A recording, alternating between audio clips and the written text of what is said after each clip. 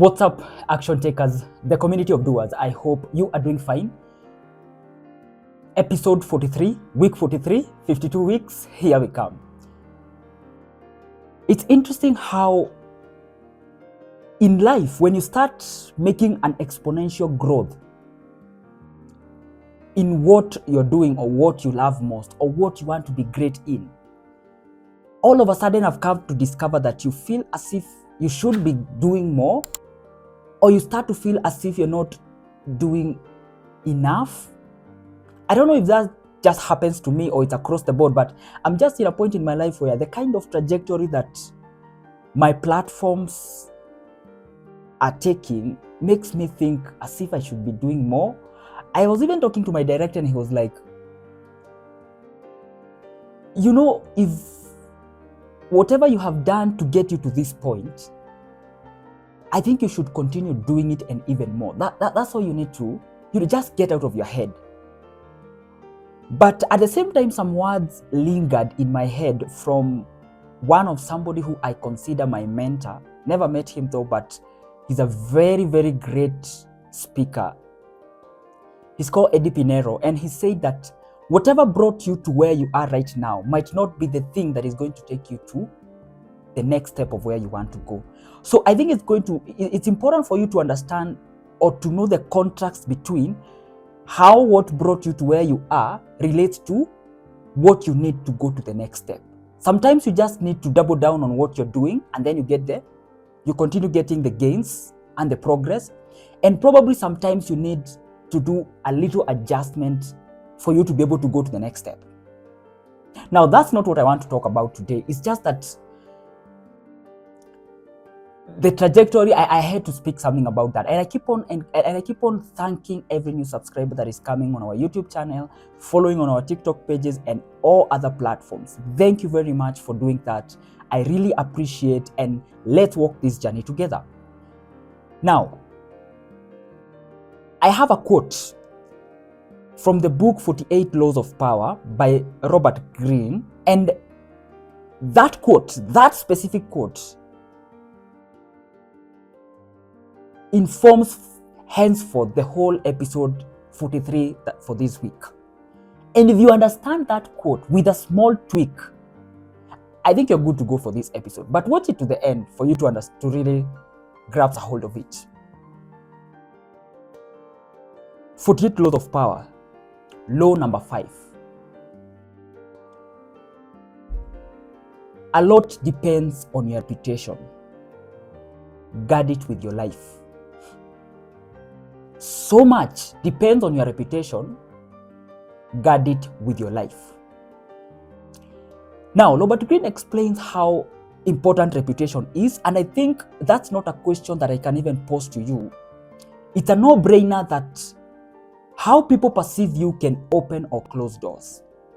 How people perceive you can allow you to meet the right people and put you in the right circles at the right time or not.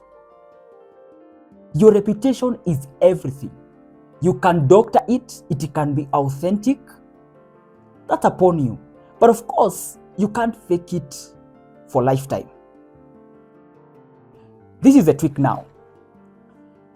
I think, even on a larger extent, how we are protecting our reputation to other people, how the world view us, how the people in our environment perceive us, the idea they have about us, who we are as people, our character, our principles.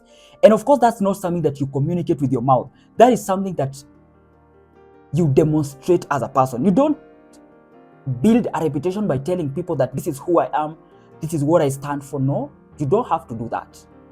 And even if you did, that's not what forms your reputation. Of course, you have to project, and sometimes you have to communicate what you stand for. But of a greater importance is that you have to live up to those words. So the best way to create reputation would be just be who you are, or just project an excellent reputation and people will know you for that. Or be a man of your word. let what you say and be consistent with what you do. But to sum that up, for me to introduce the tweak, I think reputation is how you demonstrate yourself to the world. It's how you present yourself, how you do your things, how you interact with people, how you present yourself to people, how you do your own things when they're looking and when they're not looking. It has to be consistent, and that's it. How do you present yourself to people? Now, this is a tweak now to it.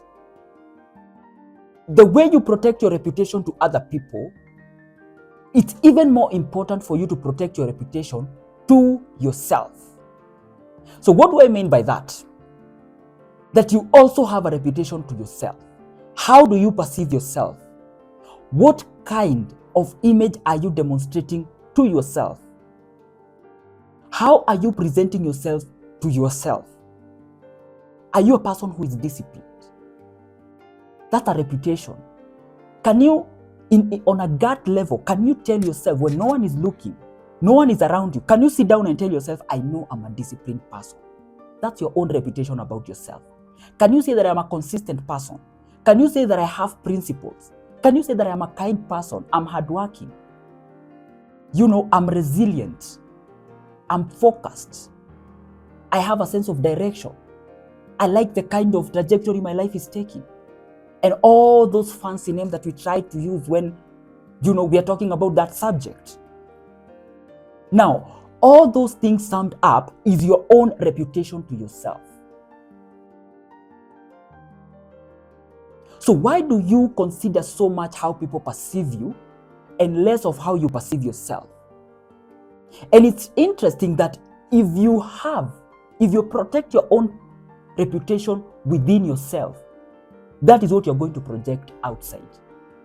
If you take care of your own reputation within yourself, you don't even have to communicate. This is what I perceive myself to be, and this is how I'm going to live my life. And guess what? The world will see it. So when you protect your own reputation, it trickles down to how people perceive you. And that's what I want to spend time on, just for a couple of minutes. The importance of protecting your own reputation and how that can do to you with respect to your reputation out there. I think on a larger extent, you need to protect your reputation to yourself. How you perceive yourself should be non-negotiable. Non-negotiable. That there are things you cannot go against yourself. And sometimes people don't have that. People are too flexible with themselves. There is something you cannot do on your workplace. There is something you cannot do to your partner. There is something you cannot do to your friend. There is something you cannot do to your buddies. But there is nothing you can't do to yourself. You can go against every little belief system that you have. And sometimes even in the first place, you don't have them. That's a tragedy right there. The things that you should protect the most are your non-negotiable. Do you have your own non-negotiable? That come rain, come sun. I cannot do these things because they do not align with who I am. It goes back. This conversation goes, I won't go there, but it goes back to your self-discovery. And that's another whole conversation. Do you clearly understand who you are as a person? Do you understand what you stand for? What's your life philosophy? What's your belief systems? What's your principles?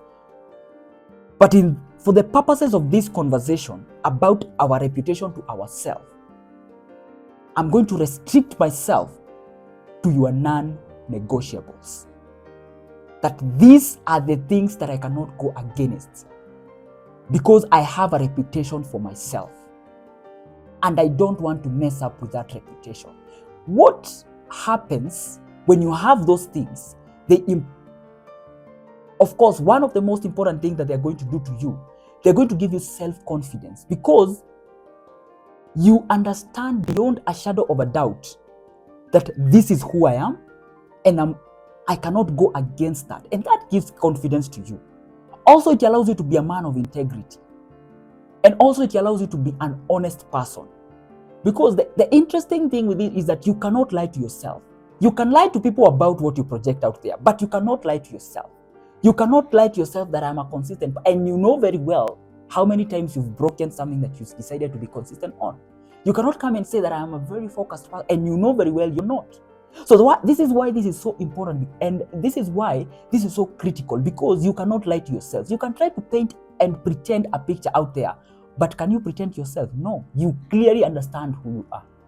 You understand your value system. You cannot lie to yourself. So anytime that you go against your non-negotiable, you cannot run away from it. You cannot pretend. It's going to bite you to the last nerve. It also gives you self-respect. And when you respect yourself, you're going to present yourself out there as a respectable person. And what is going to happen? People are going to respect you in return. So the foundation of all this is to be able to consolidate who you are as a person well enough to not try to paint a picture out there, but with just who you are, you gain a reputation. The whole point is protect your reputation to yourself. Have your own non-negotiable. Build your self-confidence. Trust yourself. Some people do not trust themselves. That's why you put a lot of trust to people, and you're so mad at them when they don't act the way you expect them to act. But do you act the way you expect yourself to act? Do you even have an expectation of how you expect yourself to act? Or you're just the kind of person who goes with the flow? You have to have expectation for yourself. That this is how I expect myself to behave. This is how I expect myself to act. And these are my non-negotiable. Come rain, come sun, I cannot go against these things. Mentioning the word non-negotiable is very intentional, because that is what gives you principles as a person. Principles are things you cannot go against. Can't bend those rules. Not for anyone. And when you get to a point where you have to bend those rules for you to walk a certain path, then that's the point that where you say no. What's your reputation to yourself? Sorry, I digress. I think I should have exhausted on the point on self-respect. Some people respect and expect a lot from other people and less of them. To improve your own self-respect, it comes through having those non-negotiables. That you respect yourself because you understand the kind of a person you are. I know on a gut level, I can get things done. I can execute. I can be consistent. I am very principled. That allows you to respect yourself. And when you respect yourself, you project yourself as a respectable person out there, and people are going to have a reputation about you as a respected person. And the fact that your own reputation about yourself trickles down to other people, it can't get better than that. So you wanna fix your reputation out there. What Robert Greene was saying, that so much depend on your reputation, guard it with your life. Go back to the basics. Do you have a reputation for yourself? How do you perceive your life? And what is your idea about your life to yourself? If you are to take yourself and put yourself across yourself, we say that the man in the mirror is the one you will face every day of your life. That's the person that you need to be most concerned about.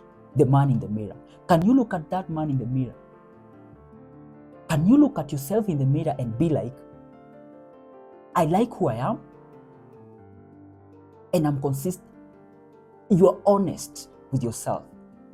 You don't look yourself in the mirror and you feel shitty, that you have sabotaged your life, you're sabotaging your plans, and so forth and so forth. I think that's it. Protect your own reputation to yourself. Have a reputation of your own self. Expect yourself to act within the confines of the path that is going to direct you to where you want to go most. Thank you very much for following up to this point. Episode 43 done. 9 episodes to go for us to finish our milestone for 52 weeks, and that's 1 year. Stay tuned, because this is just getting better and better and better. And let's walk this journey together. We keep learning, we keep growing. Protect your own reputation to yourself and have it in the first place. See you on the next one.